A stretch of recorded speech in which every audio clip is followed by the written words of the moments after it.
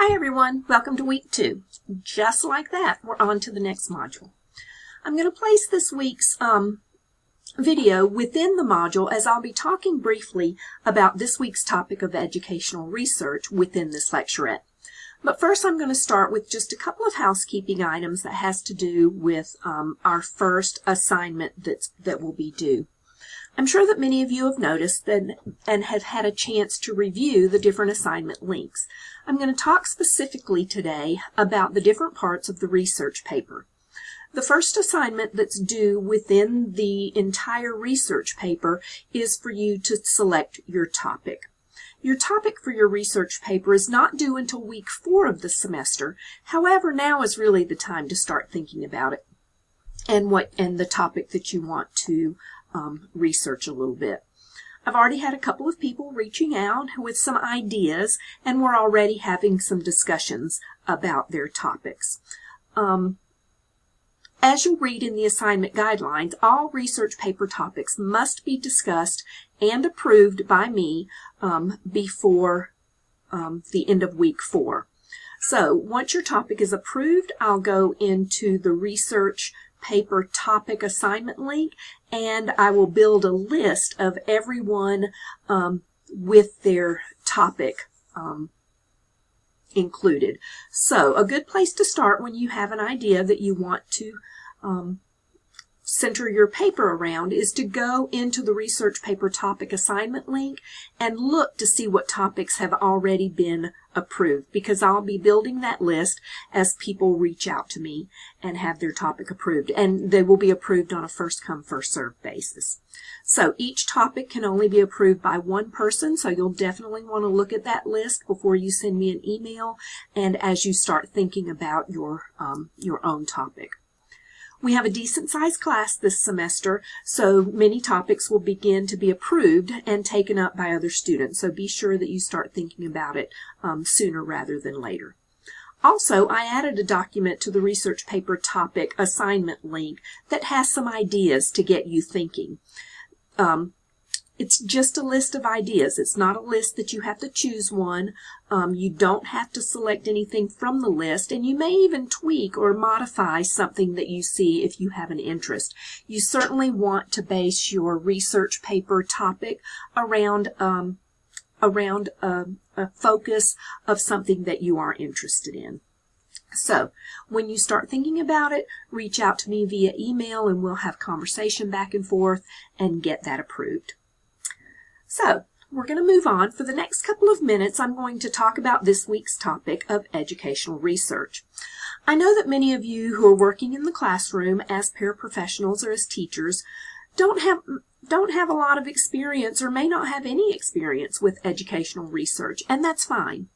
I know that many of you are very early in the program, and you're going to get much more exposure throughout your program reading educational research through articles that I assign, through articles that instructors in other courses assign. So you'll become more and more familiar, if you're not already, with educational research.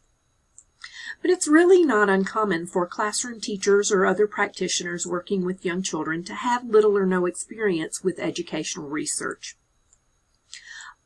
However, it is likely that you might be having some experience and exposures that you're not aware of.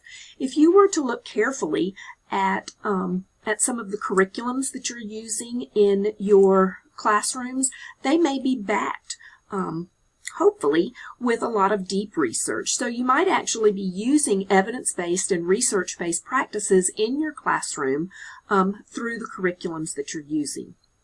But this week's topic is a little bit different than that. And it centers on how you can use educational research in your program here at UNC and in your classroom.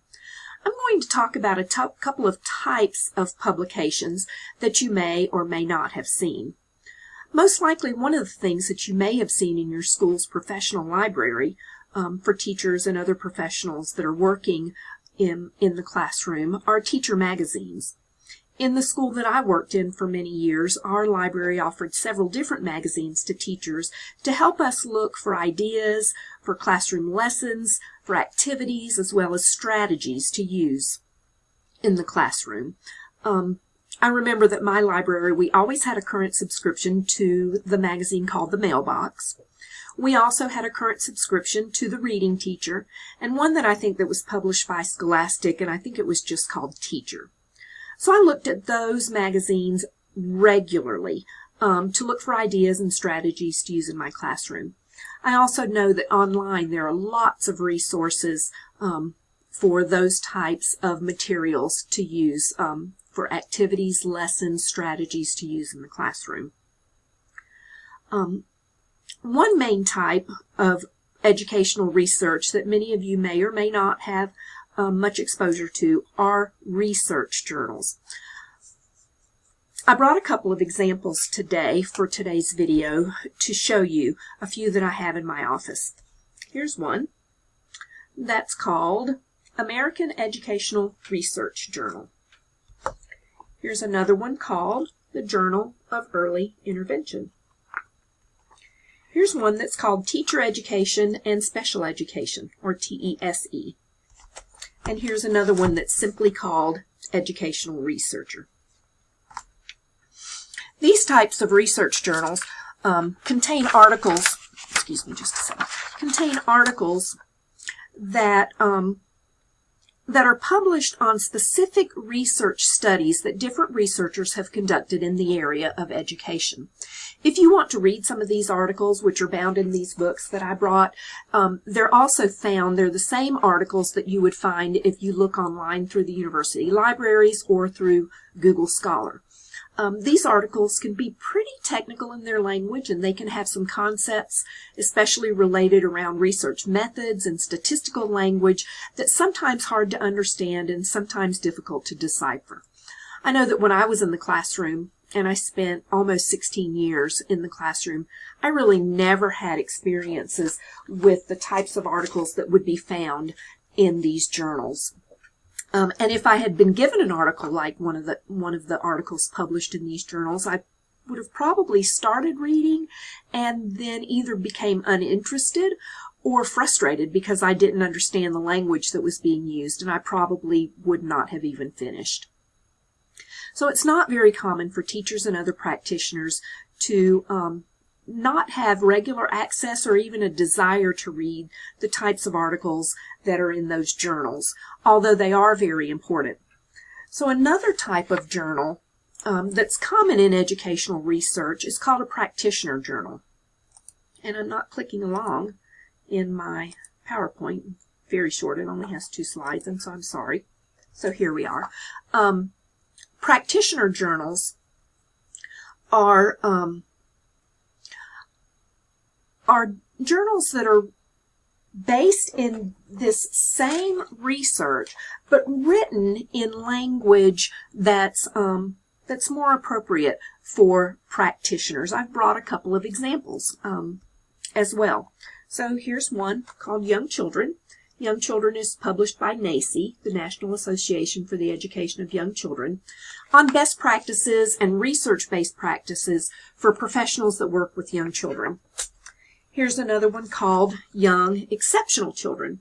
Young Exceptional Children is a publication that's supported by the Division of Early Childhood, which is one of the subsections of CEC, or the Council for Exceptional Children. Here's another publication, practitioner journal, published by NAEYC called Teaching Young Children. All of these journals contain articles that are written by practitioners and researchers.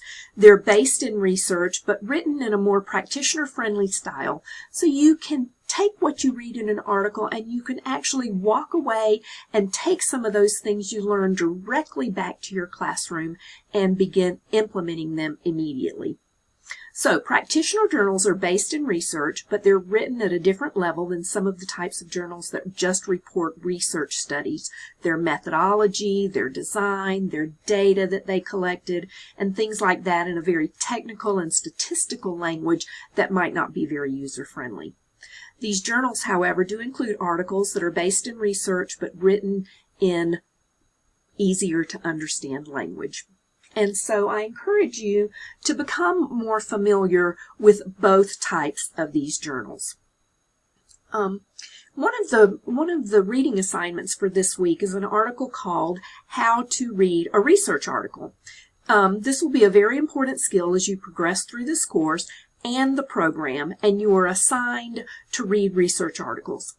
As you read through multiple articles, you'll see a pattern of how they organize. They often begin with a short review of literature or existing research that's available. Then they provide the methodology of the study, talking about the participants, the setting, the implementation, the data collection, and then at the end they provide the results of the intervention or the study and some discussion.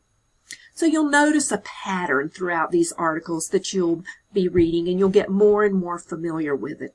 So keeping that in mind, those of you who are working toward the master's degree program, the master's degree in our program, who will implement your action research project at the end of the program, you'll be designing and writing your own study to implement either in your own classroom or in one of your practicums that uses all of those components that I just mentioned.